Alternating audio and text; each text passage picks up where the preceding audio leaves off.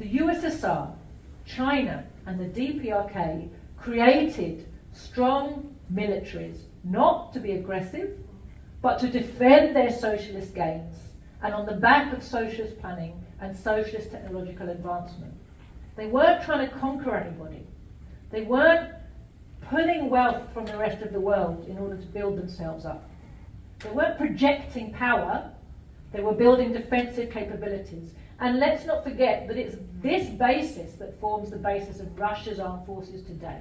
Why is it that the armed forces in Russia, just as in China and the DPRK, focus on developing cheap weapons that will be effective in defense?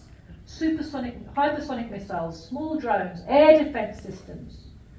Why have they built big, motivated armies that can defend their homelands? Find me one country in the world where Russian or Chinese military operate without an invitation. Can you say the same about the USA? No. Find me the demoralized, suicidal soldiers in their armies who don't know what they're fighting for and are appalled by the crimes that they've taken part in or witnessed. Find me the Russian and Chinese monopoly corporations that are taking over our lives and dictating to our governments. Show me the Russian and Chinese investments abroad that are bringing super profits to bribe the workers in those countries into accepting that their rulers pillage the world. On the contrary, the Russians have incensed the West by offering military protection and partnership to countries that have asked them for that partnership and assistance, helping them to keep imperialist domination at bay. And every time a country asks Russia for its help and Russia accepts, I cheer. It's brilliant. There's a little bit of breathing space being created for some countries in Latin America and in Africa from the endless suffering that they've had to endure. It's a wonderful advance, and it's disgusting that people who call themselves communists denounce it as imperialism.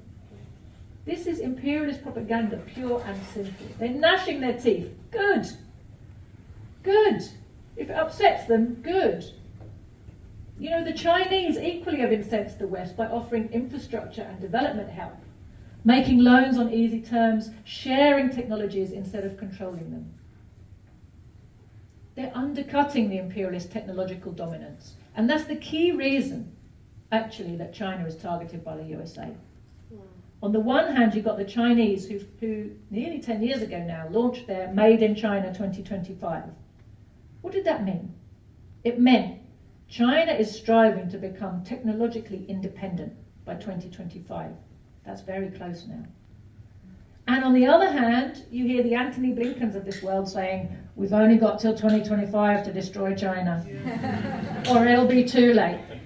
What are they talking about? That's exactly what they're talking about. They're talking about technological dominance. Because without technological dominance, imperialist financial dominance is very hard to maintain.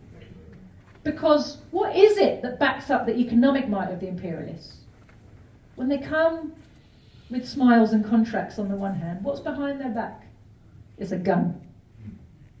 What makes the guns of small countries scary to big countries?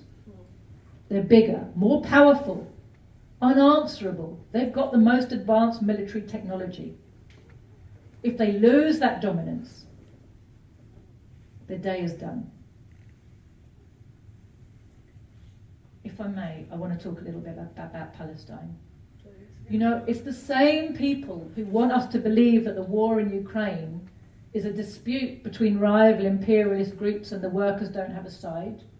They're busy peddling this myth around the left that Hamas and Israel are as bad as each other, that both sides are in some way being manipulated by the imperialists for their own ends. It's a lie.